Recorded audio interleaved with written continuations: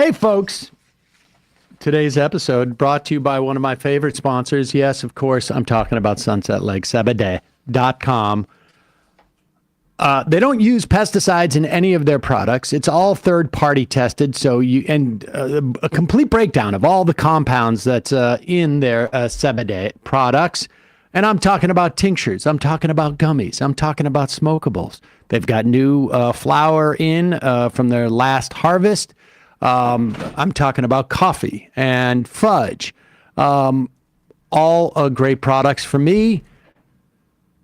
I'm leaning heavily into the Goodnight oil, of course, and the Goodnight gummies.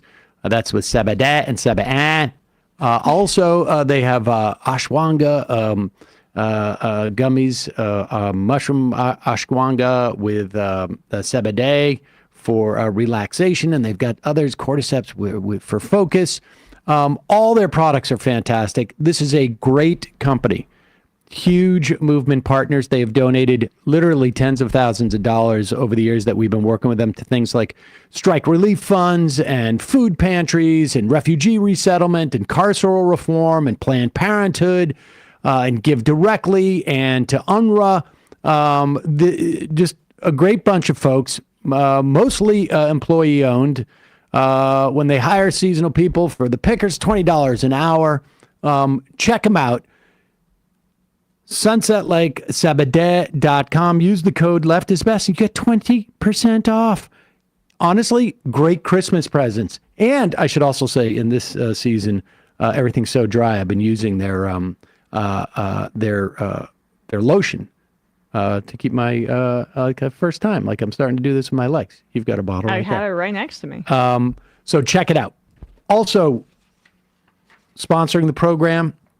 As you're looking for gifts for the holidays, what do people most want for the holidays? Well, they sort of want you. I mean, at least your loved ones do.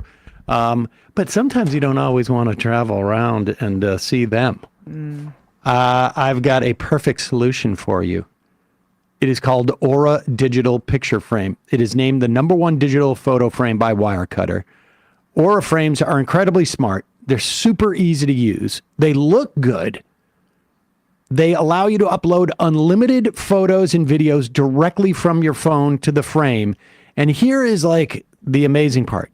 When you order one of these Aura frames online, you get a code and you can literally start uploading pictures to the frame before they even open it. So when they open it and plug it in, all the photos and videos are going to pop up and you're giving them not some type of like random gift that they have to populate. You're giving them all these pictures and videos of you, your kids, your sisters, your brothers, your parents, whoever you give it to. Honestly, a great gift. And one you can update every day if you want, or every year, or every month, or every week. You can save on the perfect gift by visiting auraframes.com. You get $35 off of Aura's best-selling Carver matte frames by using the promo code MAJORITY at checkout. That's AURA frames.com, promo code MAJORITY. This deal is just for our listeners, so get yours now in time for the holidays. Terms and conditions apply. Do it now. Super easy gift for you. A great gift, but it's also super easy. Speaking of which, now it's time for the show. The Majority Report with Sam Seder, where every day's Casual Friday. That means Monday is Casual Monday, Tuesday, Casual Tuesday, Wednesday, Casual Hump Day, Thursday, Casual Thurs, that's what we call it, and Friday, Casual Shabbat. The Majority Report with Sam Seder.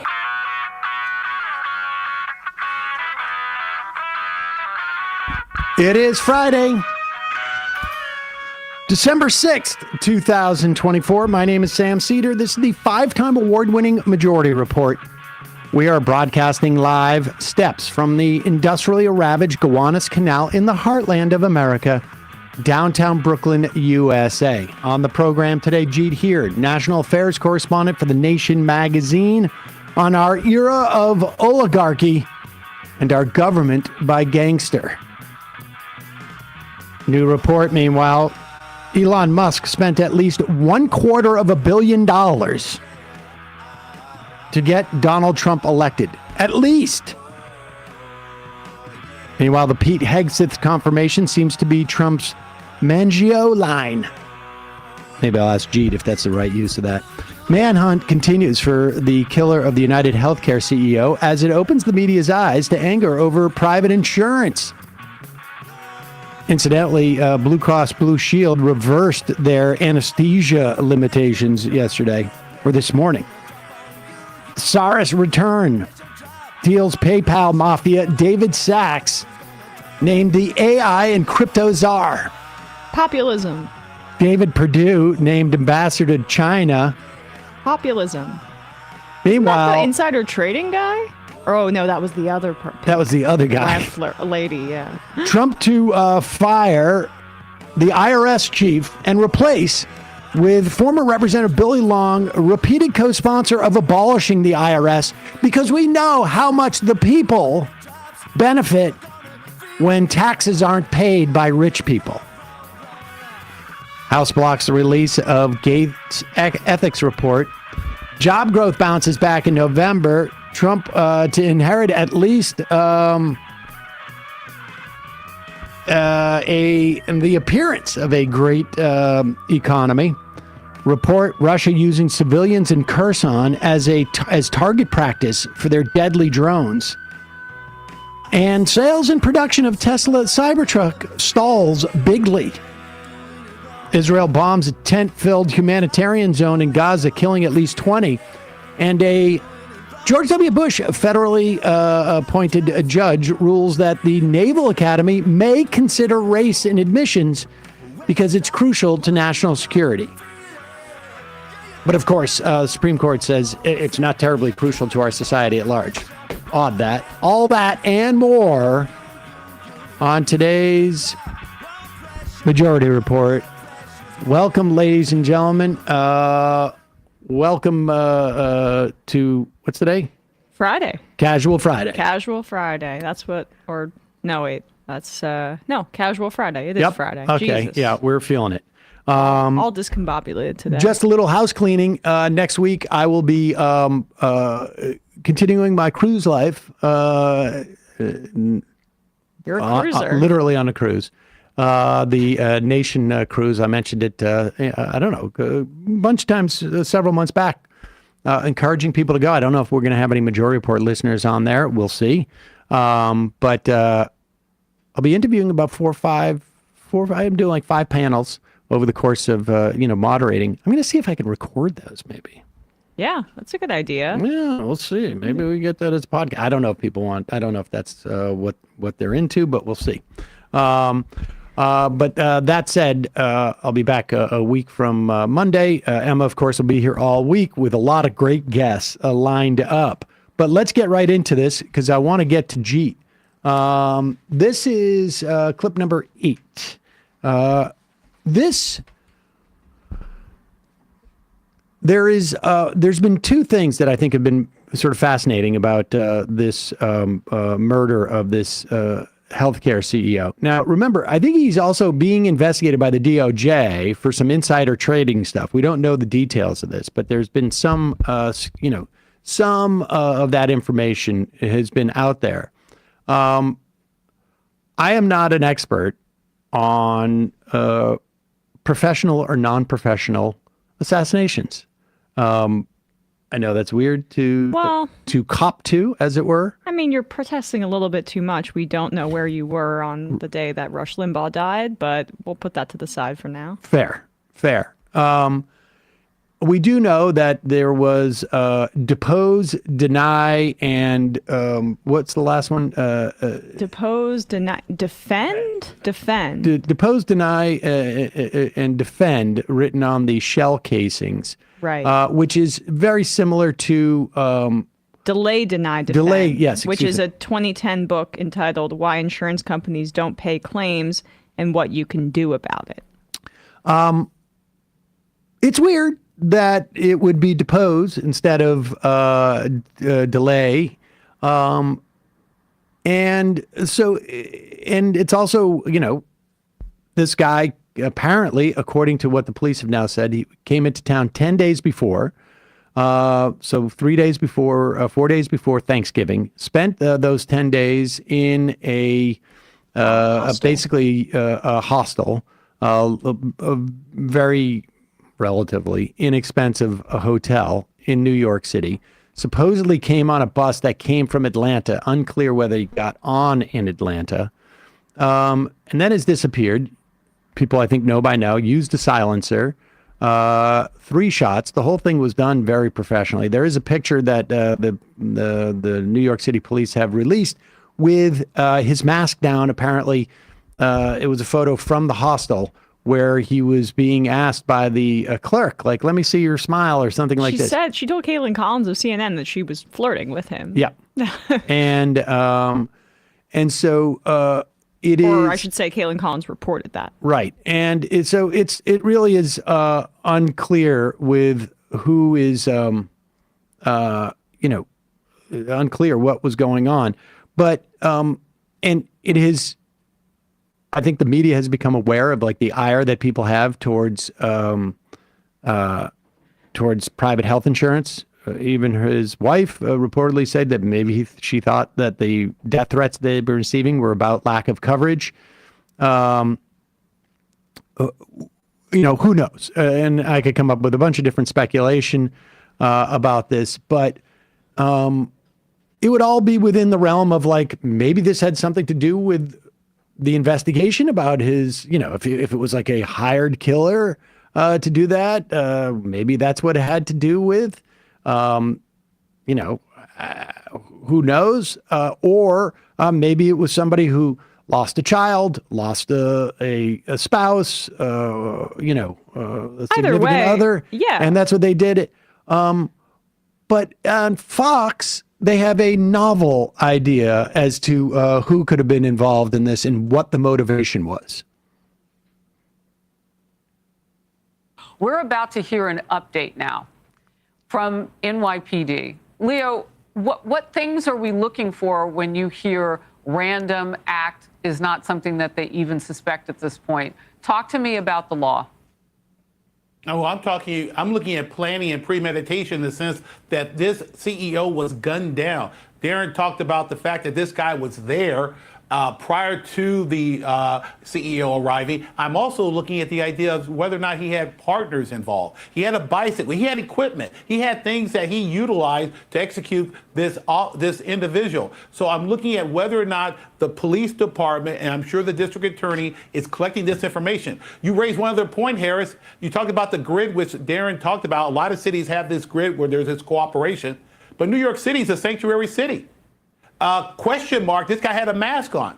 Question mark as far as the cooperation that's going to take place involving this individual. We don't know his ethnicity. We don't know his legal status. There's a lot of other questions that the prosecution, the district attorney is going to have to feather out. Must be that he's an illegal immigrant. Of course. But the idea that this is, and maybe he's suggesting that this is a foreign hitman brought in, which is, I guess, not inconceivable. I mean, that's possible. Anything is possible in that sense.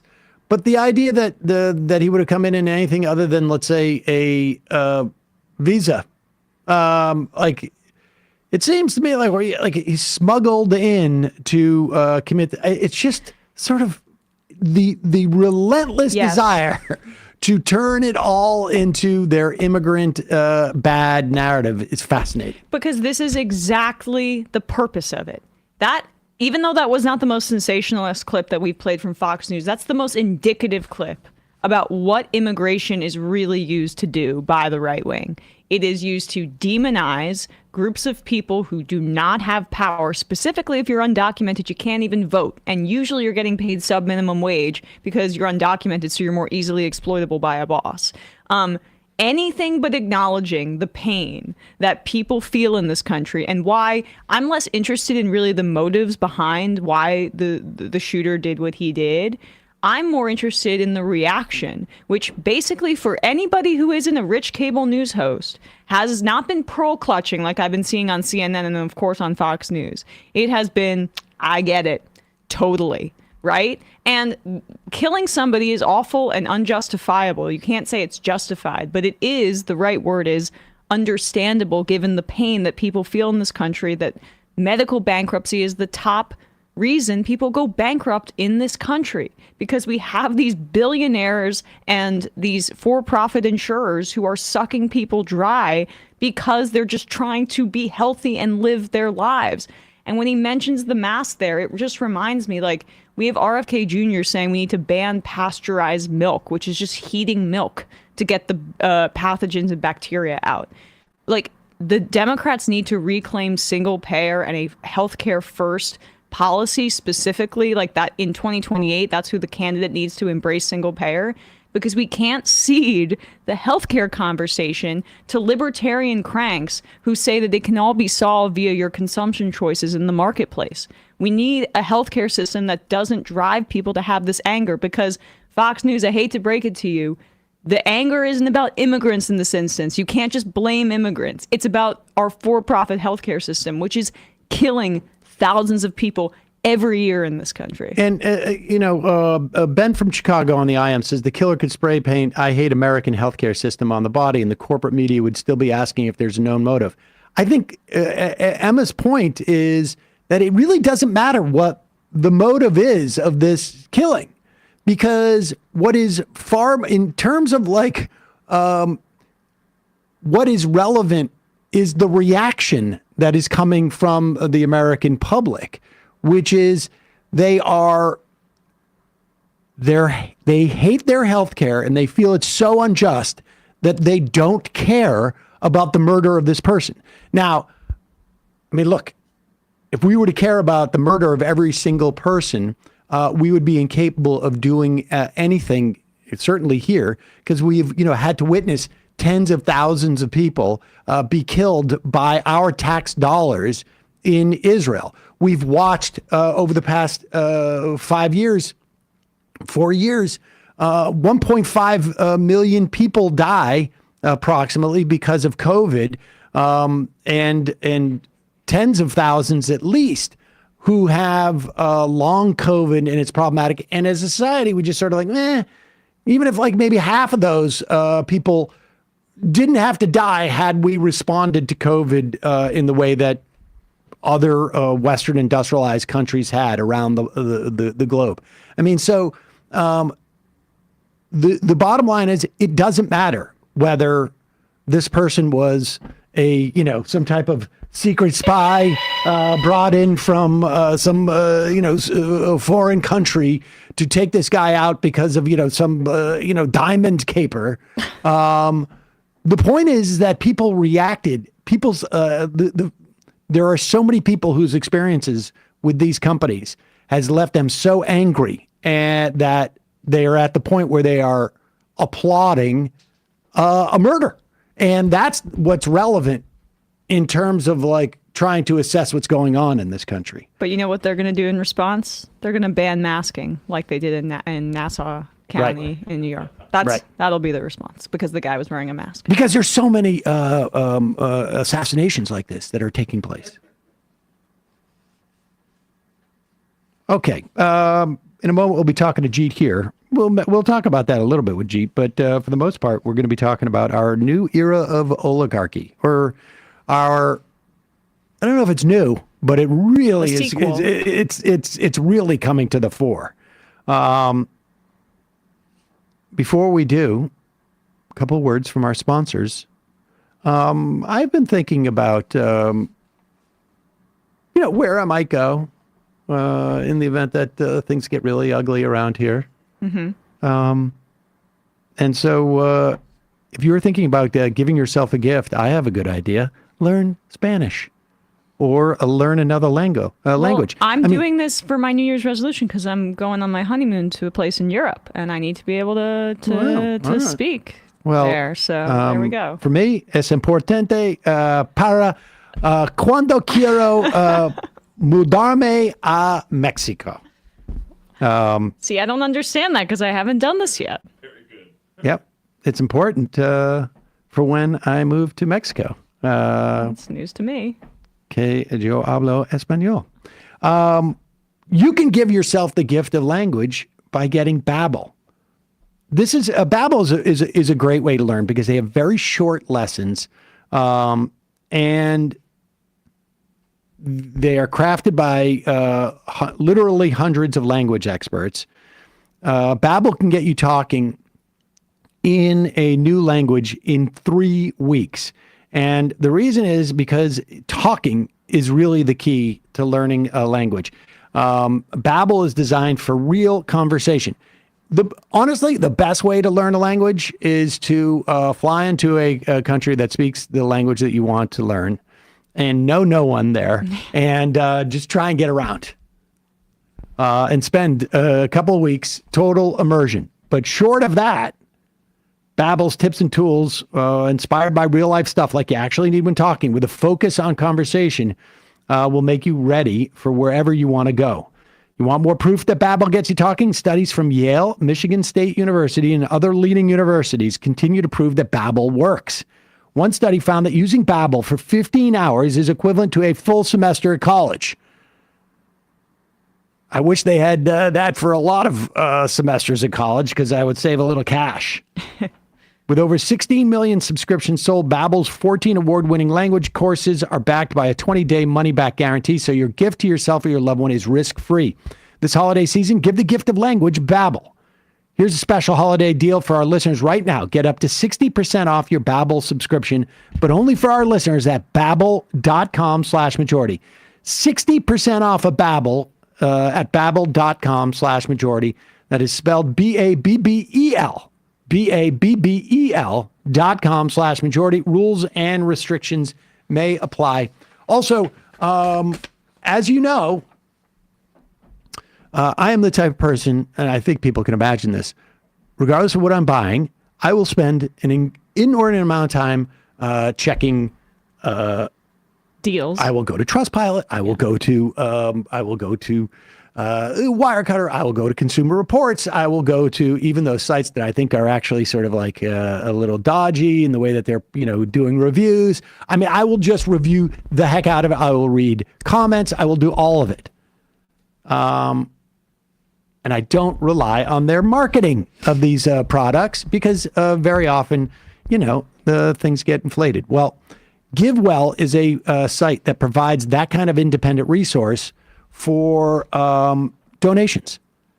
GiveWell has spent over 17 years researching charitable organizations, only directs funding to a few of the highest impact opportunities they found. There's been over 100,000 donors who have used GiveWell to donate more than $2 billion. I am one of those donors and have been for over 6-7 years, I think it is now. Rigorous evidence suggests these donations are going to save over 200,000 lives and improve the lives of millions more. GiveWell wants as many donors as possible to make informed decisions about their high-impact giving. You can find all of their research and recommendations on their site for free. This is a free service. Not only do you not pay, you can make a tax-deductible donation to their recommended funds or charities, and GiveWell does not take a cut.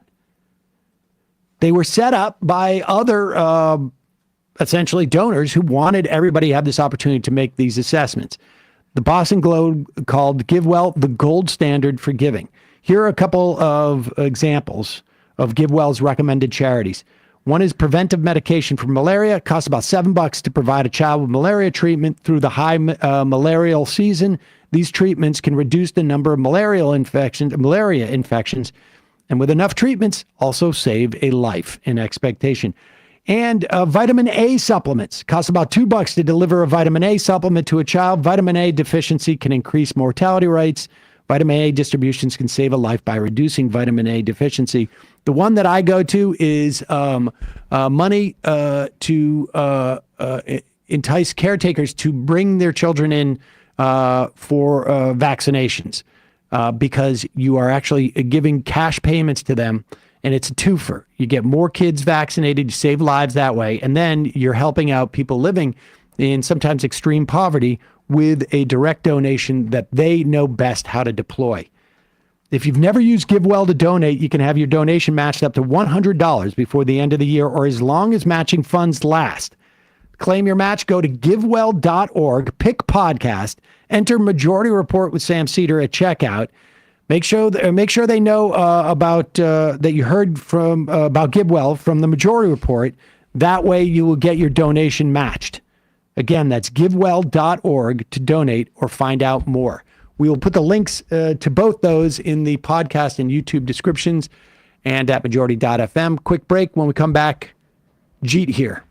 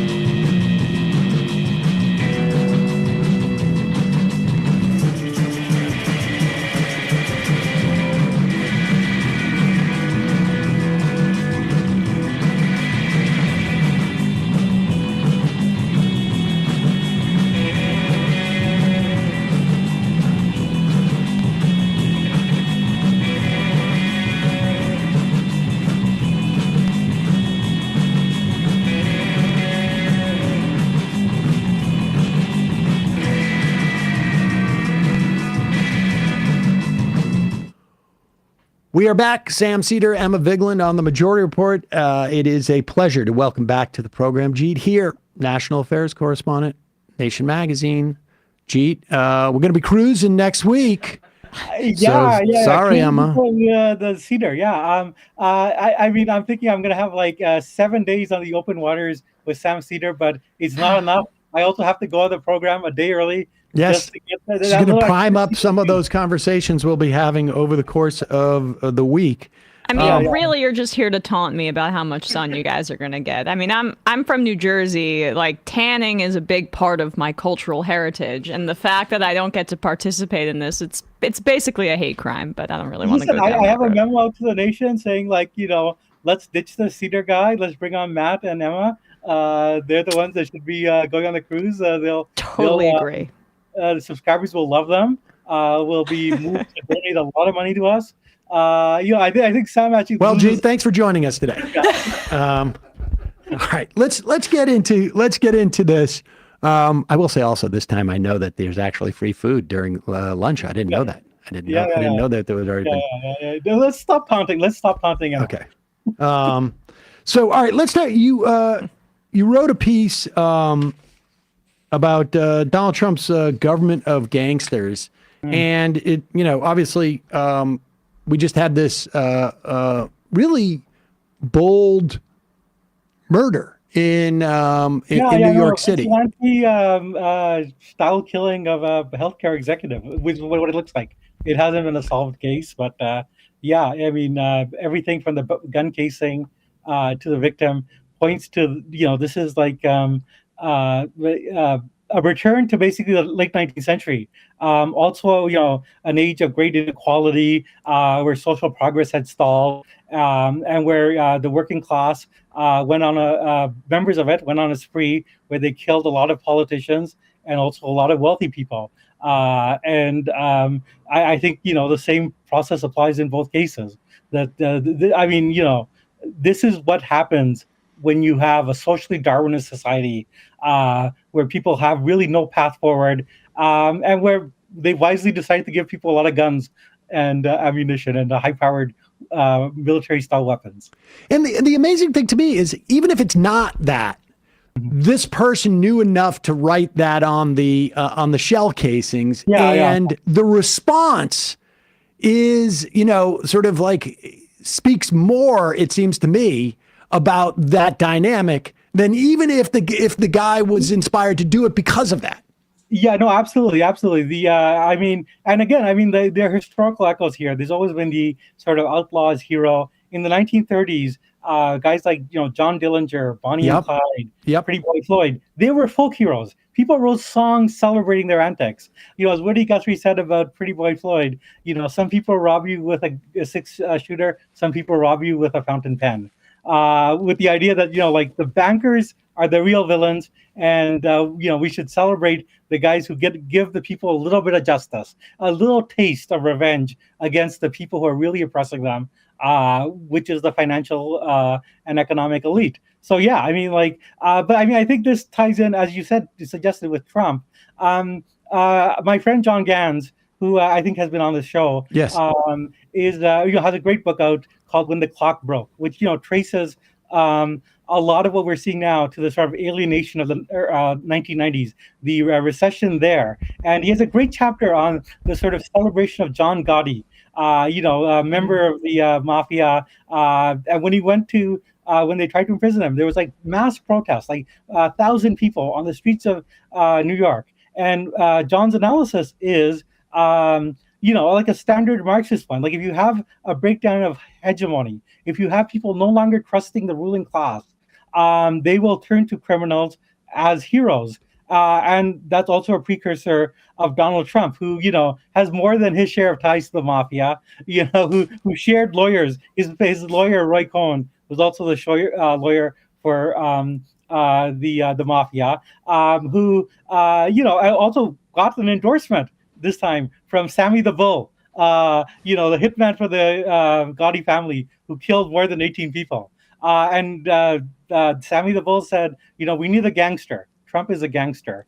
And I think that it speaks to like a lot of the appeal, which, I keep insisting, in terms of my election analysis. Like, I think people like Matt Iglesias and David Shore have this like wrong prism. They're still thinking in like left, right, liberal, progressive, moderate terms. The big divide in America is system versus anti-system. Donald Trump, because the system has discredited itself. It discredited itself with the war on terror, the weapons of mass destruction, with the financial meltdown in 2008, and then the refusal to like prosecute anyone for these crimes, to prosecute the people who lied in America into a horrible war, prosecute the people who like destroyed the global economy and created misery for tens of millions of people around the world. The Obama administration made a deliberate decision. We will have to move on. We will not like look back. We will not, and now even like Rahm Emanuel, right, hardly a flaming leftist, has said, okay, we should have gone after a few of the bankers and a few of the other rich criminals, because if you have a world of elite impunity, a world where like Trump's going to get off everything and Hunter Biden's getting a pardon, nobody in the elite is ever held accountable for everything, then who trusts the system? You turn to your only source of inspiration is the Godfather, is the strong man who is outside the system, or does individual justice like John Dillinger or whoever, or just like, I mean, I don't even think like Trump has to be built up. I mean, it's the idea that he is a populist warrior. He just represents a basically somebody taking a poop in the punch bowl, and anybody else who could have represented that in, people don't get that close to examine the nature of the poop in the punch bowl. No. Nobody's going like, hey, no, we want a specific, we want human poop, or we want dog poop, or we want cat or raccoon poop. The point being that relative to what the Democrats were suggesting, he was the poop in the punch bowl. But it's I just want to add really quickly, it's a little even more than that, I think, to what Jeet you're saying is in 2016, I think the moment he won that debate against Hillary was when she talked about how he cheated on his taxes, and he said, that's because I'm smart. That's exactly what you're saying. He's a mobster. He's the guy that's going to mess shit up for me, right? And when there's no faith in a system, they just want somebody to take a shit in the punch bowl or whatever. But it's also like, I ripped off the system like you want to, right? And that's how the fact that he's been able to capture that for his nearly decade in politics at this point is astounding. No, but he's able to do it because the Democrats have decided to become the pro-system party.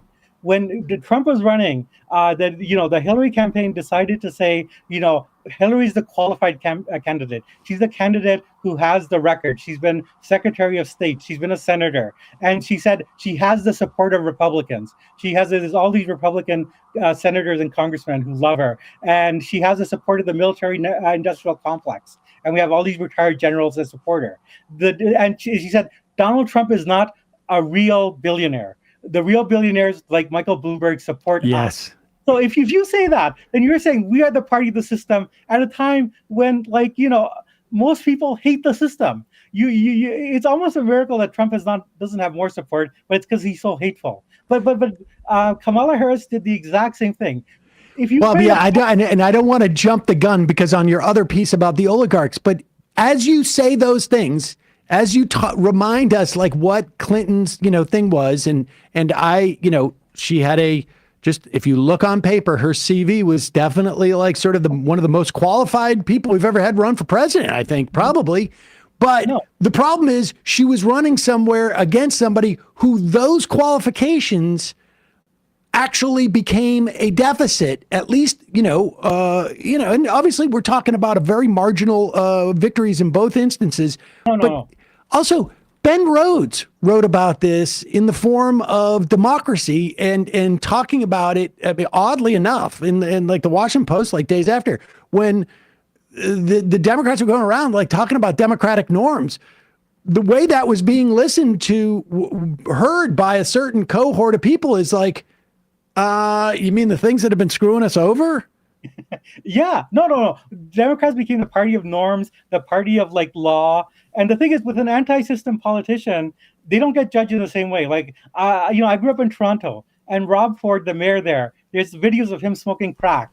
But he's like very popular in his Trumpian way. He had a multiracial right-wing movement, and it was because he's the guy who gives the finger to the system. And the fact that if you throw the law at a guy like that, if you say, if you have an anti-system politician versus Robert Mueller and James Comey, you're actually giving more strength to the anti-system politician. One thinks of Marion Barry as well. Again, a video of him smoking crack, but he said, "Oh, they set me up," and he was right. There was actually FBI entrapment because the FBI does not like black politicians. And he went to jail. He came back and he won again because he was the voice of those who hate the system and want to give a middle finger to it. And Democrats, the whole way they campaigned against Trump, they never said. The only one who says this is Obama, who's actually very shrewd. He doesn't Trump is not a real billionaire. He says Trump is this fat cat who lives in this mansion with a gold toilet.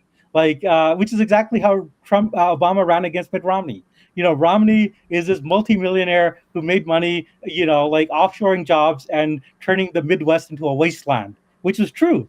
The Democrats have never tied Trump to the system. They have made him an anti-system person. They're the ones who made him convincing because they decided it's more important to get Liz Cheney voters and to get, the suburban moderates, and that's how we will win. Well, we've seen it 2 out of 3 times. Does not work. It reminds me too of like the dilemma of when McAuliffe ran against Youngkin for Virginia governor. The obvious way I think it was Youngkin. The obvious way to hit Youngkin was like, this dude is like, Bain Capital, except for the problem is that McAuliffe was also Bain Capital. It's fascinating when you line up like all of the way that Clinton ran in 2016. And again, I think I've said this many times, there are 6, but fors about why she lost. But that campaign looks a lot like Kamala Harris's campaign starting just a day or two before the convention. Yeah, up like the first couple of weeks. It's the same bloody people. I don't know if I'm allowed to swear here, right? No, in this instance, I will give you a special dispensation. Yeah, but like Palouf, like you can name them. They are the so-called data experts, and they have this model, and the model should work. And if it doesn't work, they always say they have excuses. Oh, it's the headwind. We didn't have enough time, whatever. But I mean, the fact is that their model does not work because they themselves are products of the system. They themselves went to the best colleges, have thrived, are like there's a $1.5 billion campaign plus another billion in super PACs. They got 15% of that. So these people got like hundreds of billions of dollars for a losing campaign. And it's not in their interest to like do retrospection on what went wrong. And they themselves cannot question the idea that they are too close to the system. They are not channeling or hearing the anti-system anger. And I'll say this anger goes back, it's the 21st century. It goes back to the war on terror, Hurricane Katrina, the financial meltdown, and Obama won as an anti-system politician. I'm the new generation. Change. Stupid war, hope and change. And in 2012, he was gifted with an opponent who was Mr. System. This Mormon businessman who like always wears a suit. In 2016, Trump won as anti-system. In 2020, it's very interesting. Trump could no longer fight the man. He was the man. He was associated with all the bad things people were seeing, with the police brutality and with the COVID lockdown, and that's the one time Democrats are able to beat him. So unless you can know that a wide swath of the American people have felt for 20 years that they've been screwed over, that there's an elite impunity where the rich get away with like horrible crimes and that they suffer for it. Unless you can listen to those people and channel their anger, I don't think you can win elections. And I certainly don't think that someone like David Shore with a 200-foot apartment in New York City is someone who can listen to anti-system anger. And what proves, sorry, Sam, but what proves your point really is the fact that the Democrats overperformed in 2022 in the midterms when Trump wasn't at the top of the ticket. The point is that there is wide discontent with both the Republican and Democratic establishments. And that's not to say that electing Donald Trump and his cohort is the right thing to do or that it will mean anything good for this country. I mean, the results are going to be very dire and there's going to be a lot of pain. But it is to just diagnose how the brands have changed. And when you bring up or were manipulated in this race, but when you bring up the war on terror, the Cheney, the last name, for most people, anybody, the Venn diagram of people who knew that Liz Cheney opposed Trump trying to overturn the results of the 2020 election, and the people that were voting for Kamala Harris is a circle.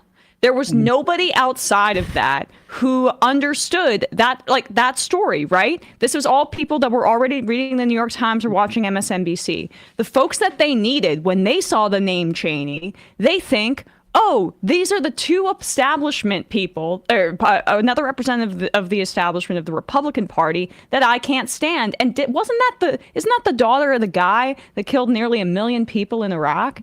And so it's not the people that are like taking some broad policy takeaway from this, like, oh, it's the anti-trans stuff. Oh, it's the immigration stuff. The Democrats have to cave or throw this new group under the bus. No.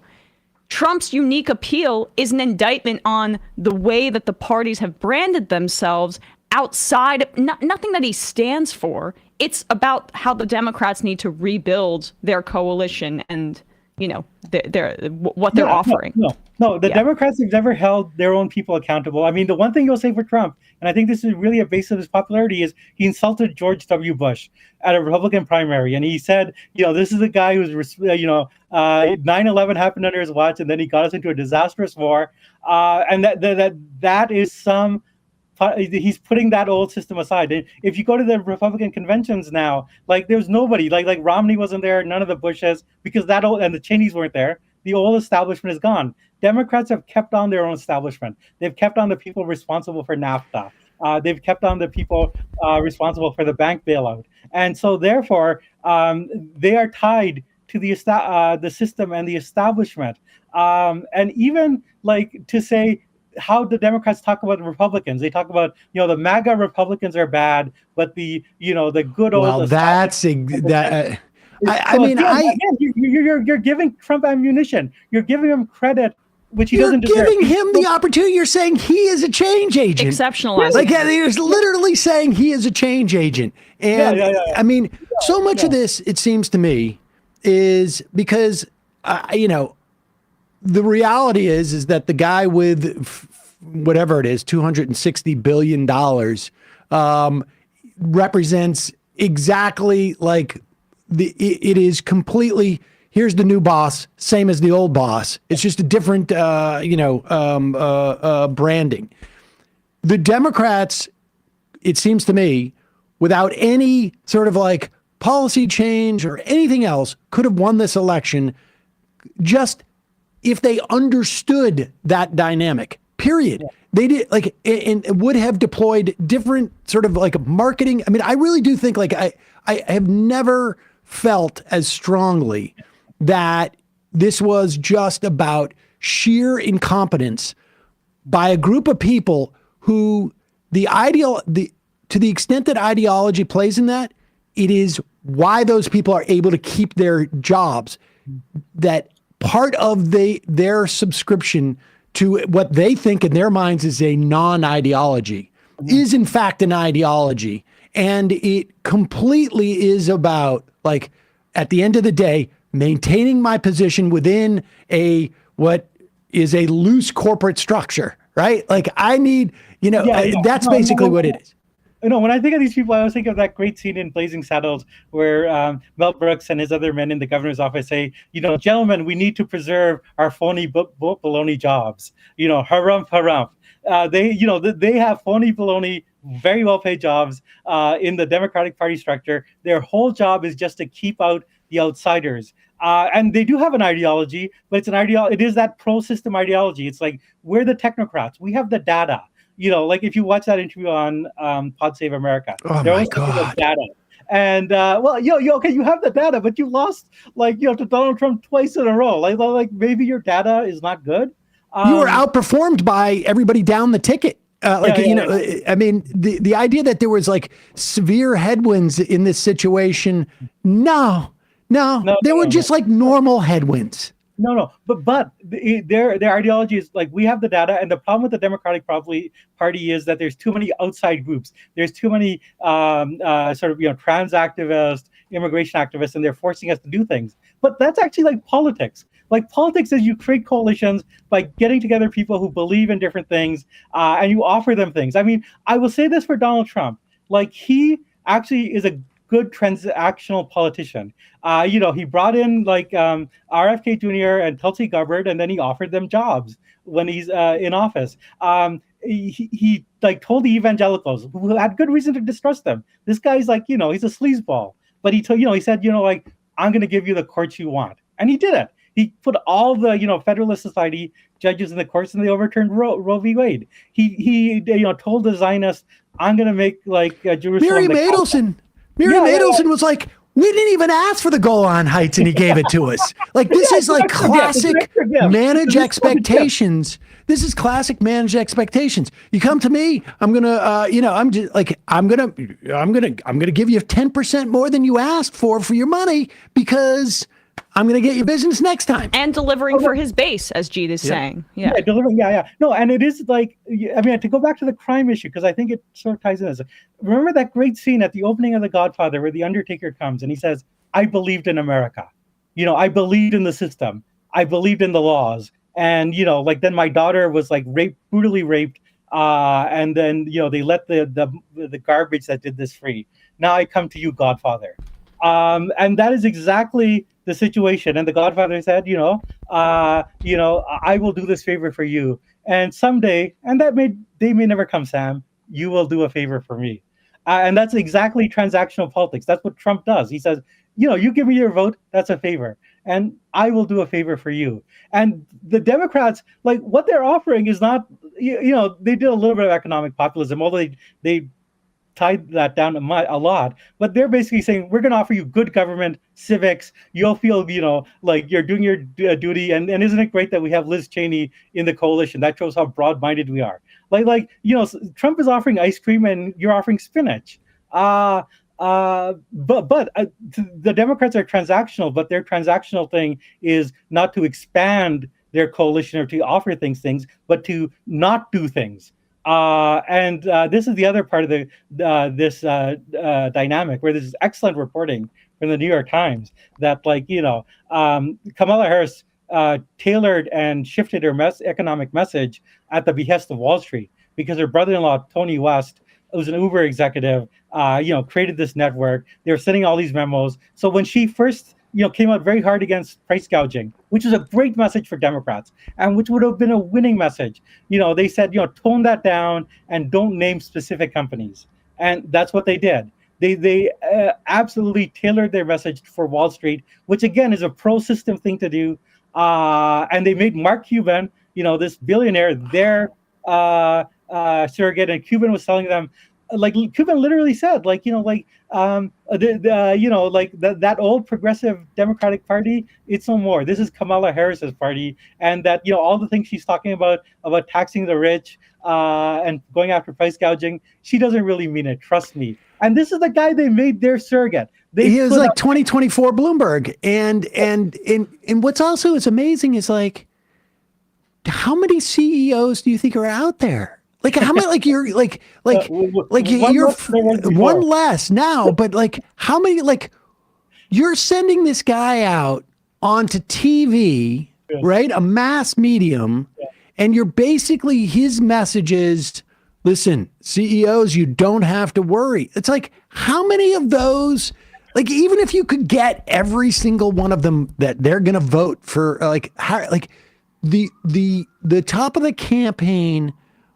I just don't understand, at the very least, what these people are not evil geniuses. They may be evil, but they ain't geniuses, because, an evil genius would be we're going to back channel to the CEOs and say, don't worry. And we're not going to send out Mark Cuban out there to console them, because that's going to make it harder for us to win, since there's not that many CEOs to vote for us. And she didn't have the political, I think, capital or talent, frankly, really, to stave that off. I mean, this was basically... She didn't have the political rudder. But even talent. I'll go as far as to say, I think she's not just somebody who has great political instincts. I think that was quite clear, and it just in the final post-convention period, it felt like it was Tony West and the consultants running the show, and they got the exact campaign that they wanted. Yes, they got the campaign they wanted, and now they're going to blame everyone else because that's how they're going to hold on to their phony baloney jobs. And I mean, but there's a bunch of different factors. I mean, there's an alternative model they could have used, which is a small donor model. But I think that would have required Biden to have stepped down like last year, a proper primary. You could have had a candidate who actually listened to people, because you're running a primary and you have to come into contact with voters. And to appeal to those small voters, you would have run on a much more populist message that actually speaks to the anger of the times. They chose not to do that. They got the campaign they wanted, and it's very frustrating for me because now these people they're blaming everyone else. They just to quote The Godfather again, be a man, take responsibility. Right. Well, no, they're not going to, because they're in this to make money, and that's it. And that's the ideology they have. And the amazing thing is, you look at Trump's fundraising. He got $500 million from three people. Yeah. $500 million that we know of from three people.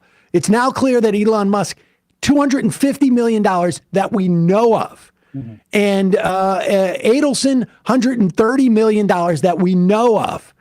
Andreessen and these other tech people. But listen, I know you got to jump. I was saying on that point. They never ran against Trump as a plutocrat. Did you actually see the ads where they said, Trump went to Adelson and said, Nope. What do you want in Israel? And I'll give you, open up the money. They never ran. At the end, they were. Their final closing pitch was he's in bed with billionaires. But yeah, I just want, I hear you. Yeah, a little bit too late. I mean, that was true all along. And they really downplayed the economic populism. And they do this all because their source of funding is the plutocrats. And so, but why does their plutocrats, why do their plutocrats not insist? Like, that's the amazing thing, because their money came from the average donor to Donald Trump was maybe a billionaire. like we're close to just in sheer numbers. I mean, that's a little bit of an exaggeration, but not that much. I mean, Harris, despite the fact that more of Trump's money came from billionaires than Harris's, she was kowtowing. So I don't think it's just that. I think it is the professional class of Democrats have a real competence problem. Period. End of story. You know, Trump was at least smart enough to lie about this stuff. Yeah. But I mean, again, I think it goes back to the pro system thing. They actually think the system is good. They actually think it's a meritocracy, and that their friends in Wall Street kind of earned it. And we should listen to them. That they've proven themselves in this wonderful system that we have. And I will tell you this. This I think sums it up, and then I'll let you go. Elliot Spitzer. Years ago, I was on one of his CNN shows, and we were, it was friendly. We were chatting at one of his Christmas parties. This is back in 2010, after he had been, somewhat disgraced. And I asked him, why is Obama listening to these people, these Reubenites, and going into this period of austerity? And he said basically he said, I went to Princeton with them, and I know they are all C students and cheat at tennis. But Obama thinks that they know what they're talking about, and that their way is the right way. And that's basically, we're still stuck in that moment with the Democratic Party. Yeah. No, that's sadly true. Jeet, always a pleasure. Fun next week. Yes. Well, we'll continue this conversation. Yes. Jeet Heer, thanks so much. We're going to link to your two pieces, the last two pieces in The Nation at majority.fm. But we'll catch up with you soon. Okay. Yeah. Thanks. Bye-bye. All right, folks. He had a hard out. I could have talked to Jeet for another hour about this. I mean, the perfection of his Godfather example is just, it's exactly right. It's exactly right. It's okay, but it would be interesting if he could do a Marvel Cinematic Universe example. Right. Who's Thanos in this situation? I think. Do you remember The Hobbit? It just Trump is the dirtbag that gets things done. That's what people like. That's why in analyzing what I missed, right? Harris's approval of favorability was over 50% at the end, or at least half and half. Trump's never got there throughout this whole election cycle, but you know why? It doesn't matter. Well, neither does poop. That's why. But honestly, I'm just the poop in the punch bowl. Oh. Nobody likes poop, but people just want to ruin the party. And right. And because they seeing it as, and again, it wasn't. It's still garbage. It's still just as bad for you, but at least it's we're going to end it for everybody, and that's I think part of the attitude. And again, I just want to make this absolutely clear. We know that we're talking about a cohort in the middle. There's two elements. There's two ways in which we're talking about the Democratic Party here. One is, at least for me, their absolute incompetence in understanding the moment and, running a campaign in that manner. The other part of it is that they are 25%, 50%, 75%, wherever you feel comfortable in getting towards where we want them to be policy-wise. Yeah. Whereas the Republican Party is 0% in terms of providing that stuff. But from a marketing standpoint, this was and the Democrats knew at one point, they knew this is a change election. And they just, because of their adherence to this sort of weird ideology and their blinkered perspective, because they're all making so much money at it. and their control over the mechanisms in which to articulate this stuff without being properly challenged. I mean, I imagine, I didn't watch the whole Pod Save thing. I couldn't, but I don't suspect that those people, the Pod Save people, were aggressive enough that they could never have those people back on. And that's really, in my mind, the only way that you have those people on. Well, they did have Hassan on, and I wish they had Hassan on at the same time. As Well, those that's people. the thing. That would is have been that, fun. if you're going to have those people on, if you really do understand the level of their failure, you treat them in a way that they'll never come back. Right. I'm not saying I'm not saying that you shove them around. I'm saying that in terms of the questioning, I should say.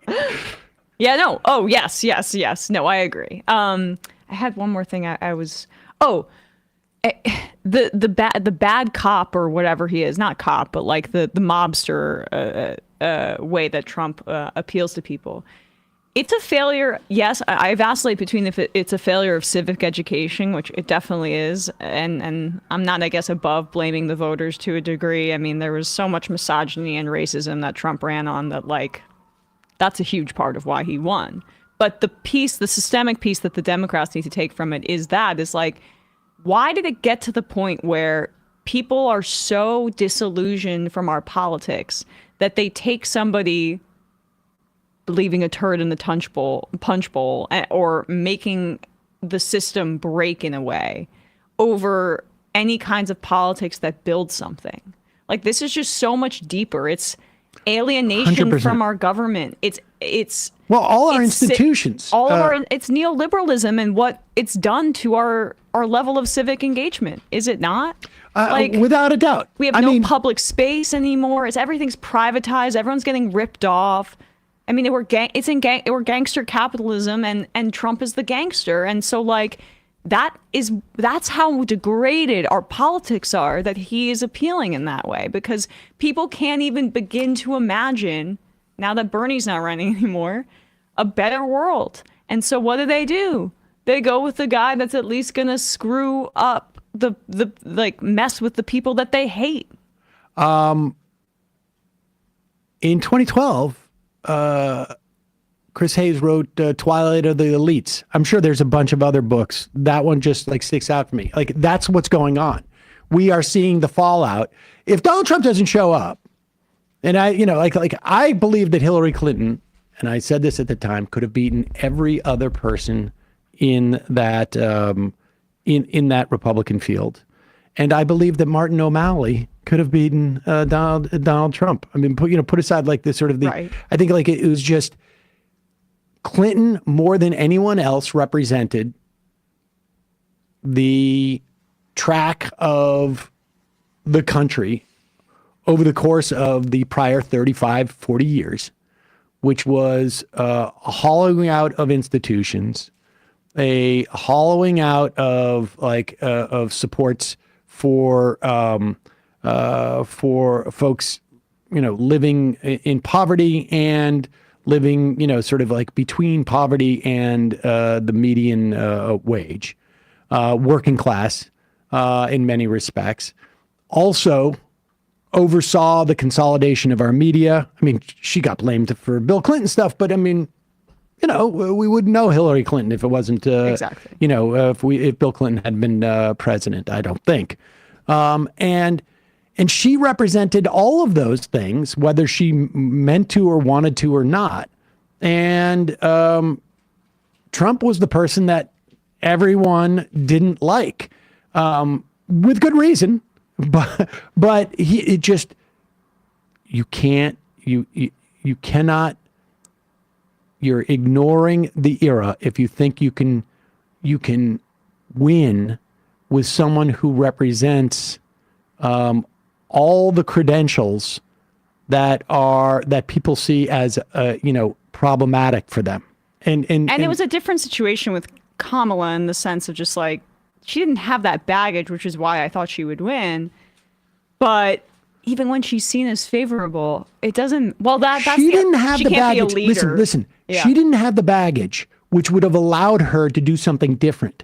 But she decided not to. I know. That's the bottom line. Like it is. And I think the Gaza stuff was highly problematic, but all she needed to do was to take a step or two in that direction. She didn't have to do anything radical, I think, in terms of signaling that she would do something different. And maybe she didn't want to. Who knows? I don't know that she had any particular specific ideology for this stuff. I think she was easily bought into, persuadable by those around her on some level. That may have been a benefit with her foreign policy advisor, but she had the opportunity. She could have broken away. She didn't have the baggage that Clinton had, but she actively portrayed herself. Well, but she could have. She actively portrayed herself as that. Right. She said, "I'm a cop." What did Clinton say? Super predators. It was almost 1-to-1 if you wanted to sort of line it up.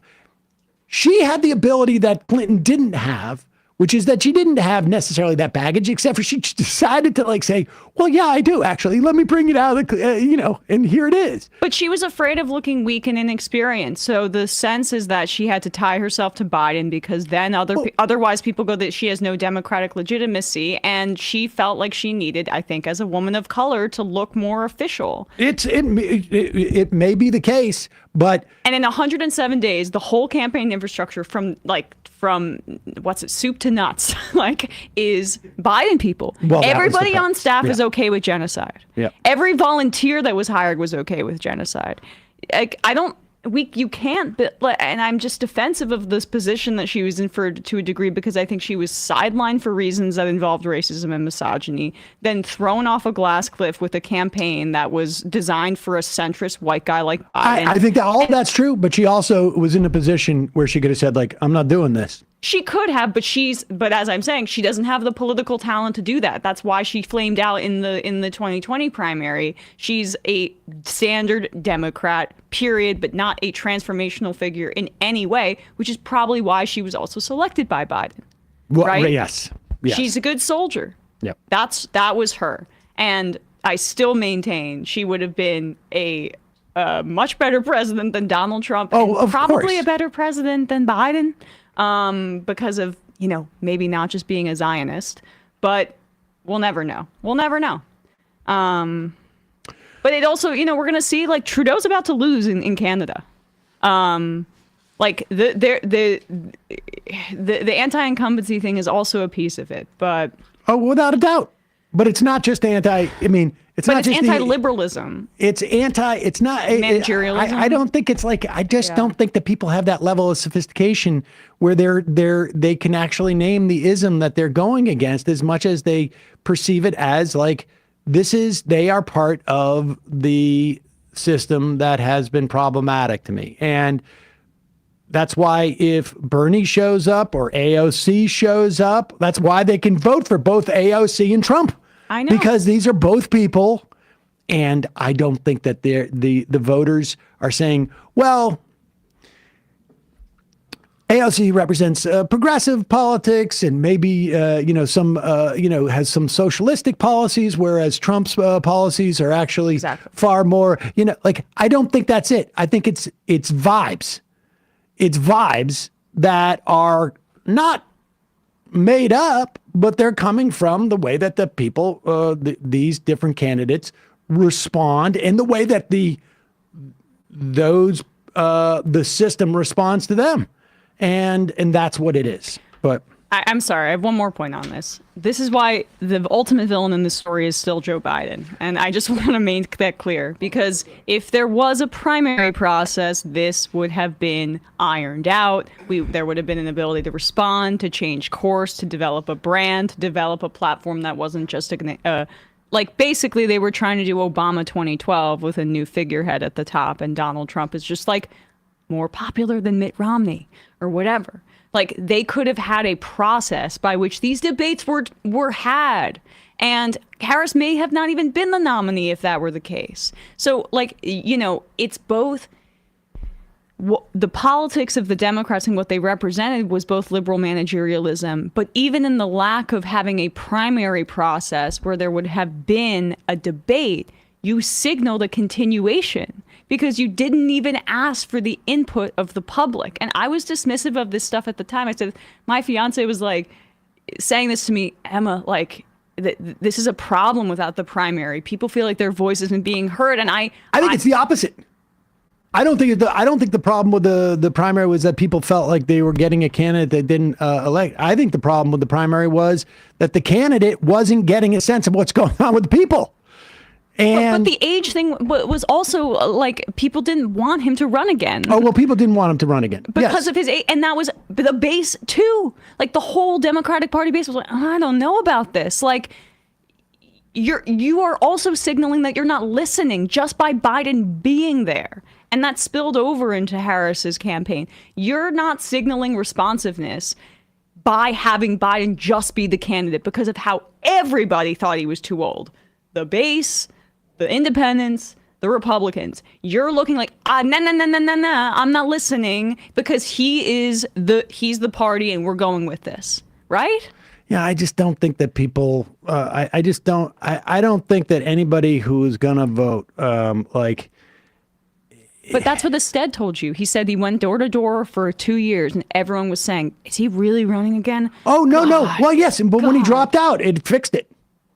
It didn't fix it because she's still the VP of the administration. And in 107 days, no one knew what she stood for. But if you had a 2-year primary like that. Well, yes, I understand. I know. I agree with that part. But I'm just saying, like, I think she could have won that election.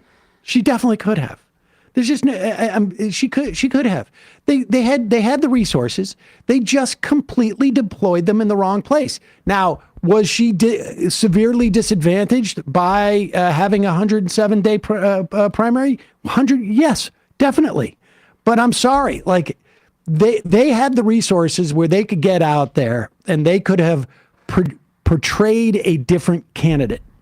And they didn't. They made a choice. Like the fact that we can define and that people could define her candidacy just in a way they didn't like is indicative of that she had. I know, but how can they do that in 107 days when we showed this on the show, the graph of the Google searches. People didn't even know Biden had dropped out. If they had a 2-year. I don't know. I would have deployed my vice president to go out and speak.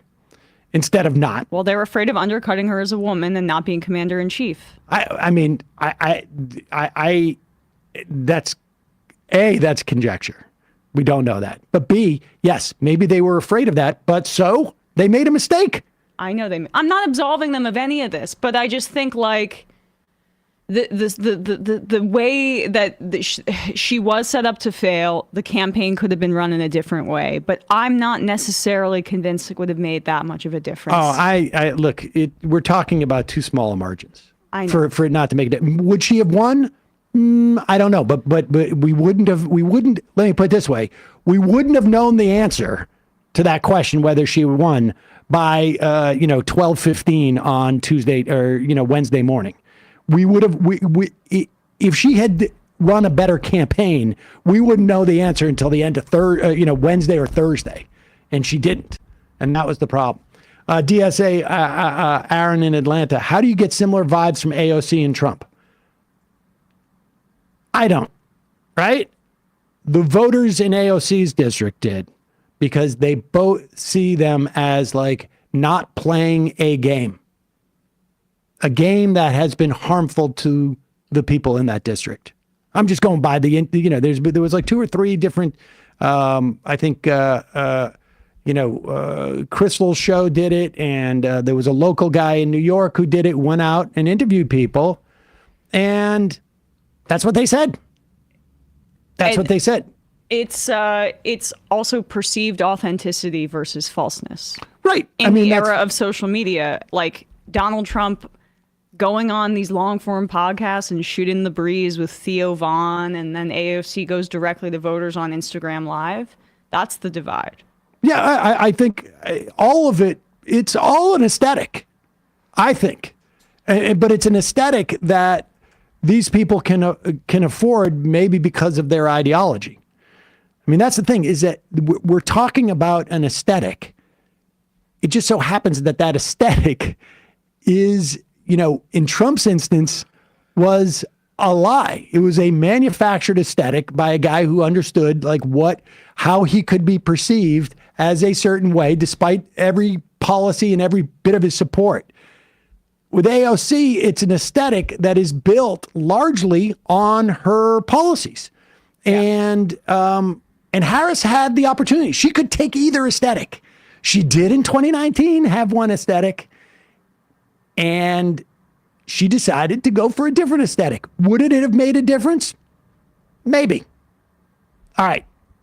In fact, Colt Dog says, y'all are both right, I think. I mean, I agree with you that they could have maximized their chances by running a different campaign. I don't dispute that. I just think, we shouldn't underplay the lack of, the leadership vacuum from Biden over the past 2 years, and the fact that there was no way to reset the Democrats' narrative through a primary, which would also be a public education about what they even stood for, because it would make the news. Trump has proved that any press is good press in politics. He's blown a microphone. He's talked about Tyson beating. It doesn't matter. So make the news. Stop playing for the fucking Washington Post editorial board.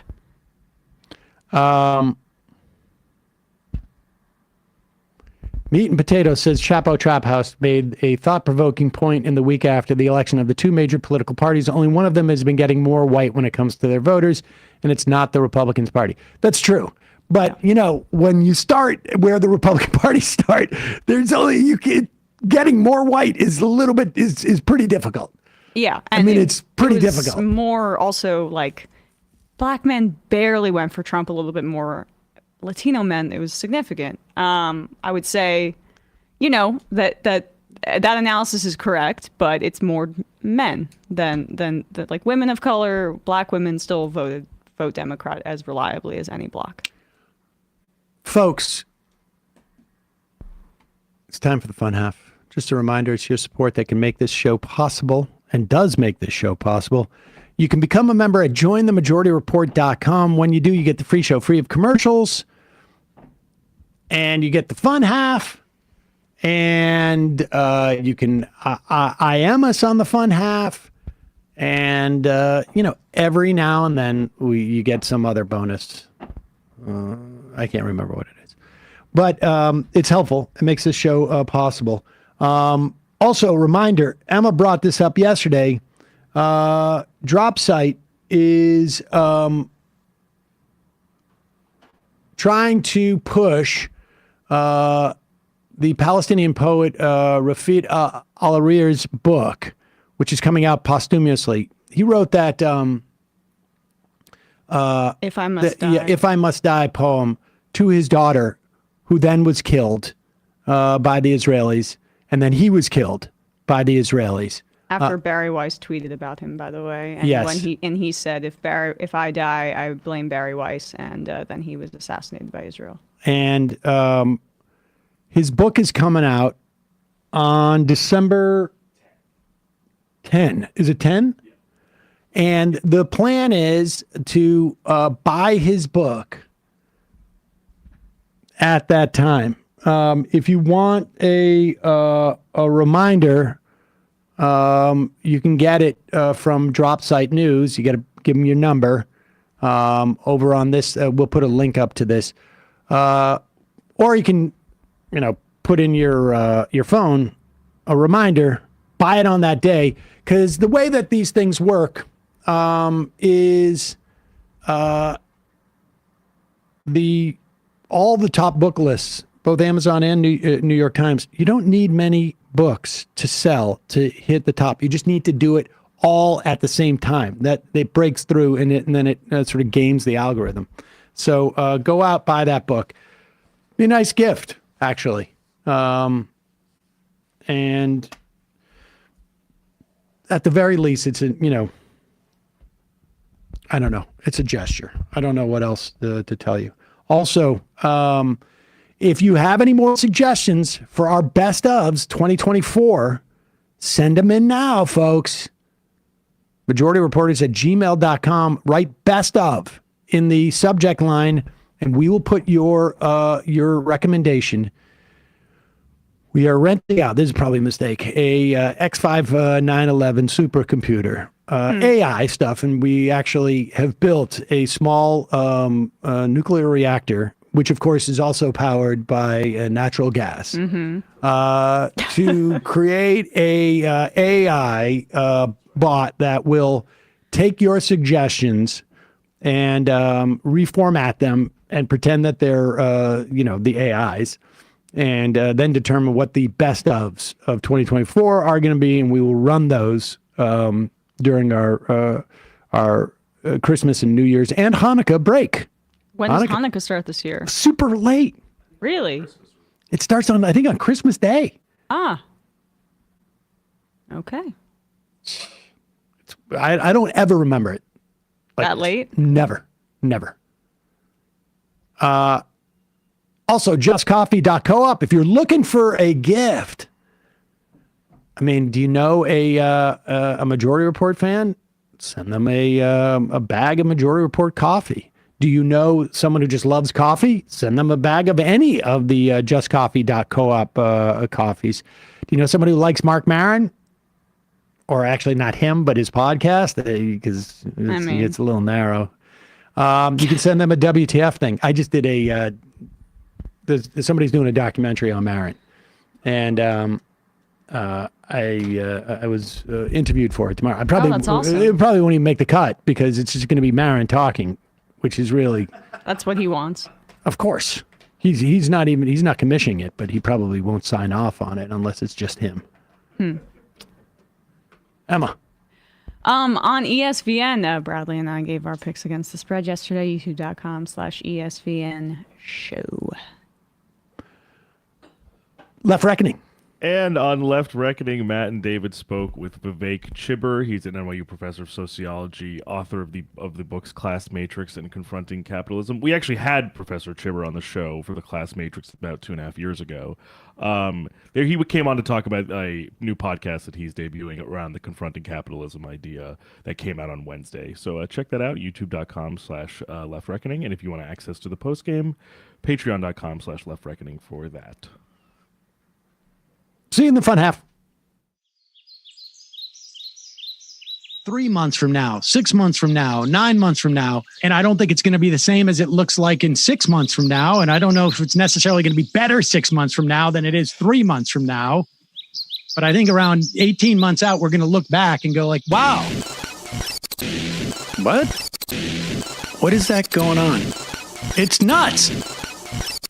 Wait a second. Hold on for a second. The Majority Report. Emma, welcome to the program. Hey. Matt. What is up, everyone? No me key. You did it. Let's go, Brandon. Let's go, Brandon.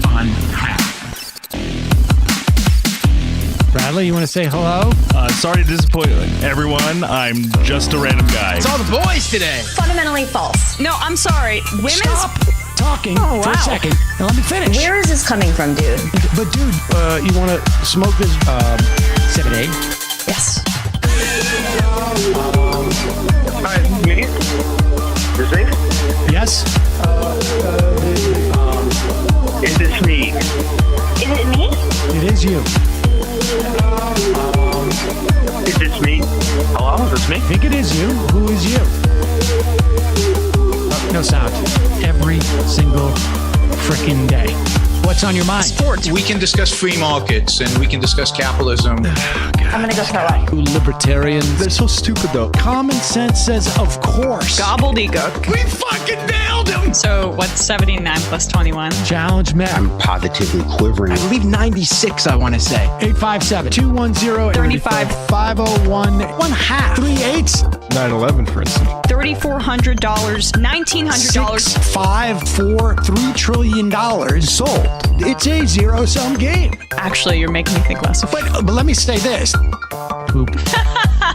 Call it satire. Sam goes, it's satire. On top of it all, Yeah. my favorite part about you is just like every day, all day, like Yeah. everything you do. Without a doubt. Hey, buddy, we see you. All right, folks. It's just the weak being weeded out, obviously. Yeah, sun's out, guns out. I don't know. But you should know. People just don't like to entertain ideas anymore. I have a question. Who cares? Our chat is enabled, folks. I love it. I do love that. Look, gotta jump. Gotta be quick. I gotta jump. I'm losing it, bro. 2 o'clock. We're already late, and the guy's being a dick.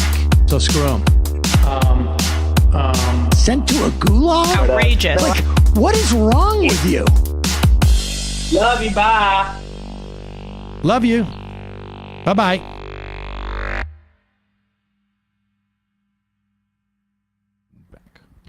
We are back. Sam Seder, Emma Vigeland, Majority Bart, Fun Half Friday. MJS617. Sam, can you mention or include the book title somewhere? I just messed it up, and I'm guessing a lot of us would like to pick it up. It is If I Must Die, Poetry and Prose by Rifat Al-Arir.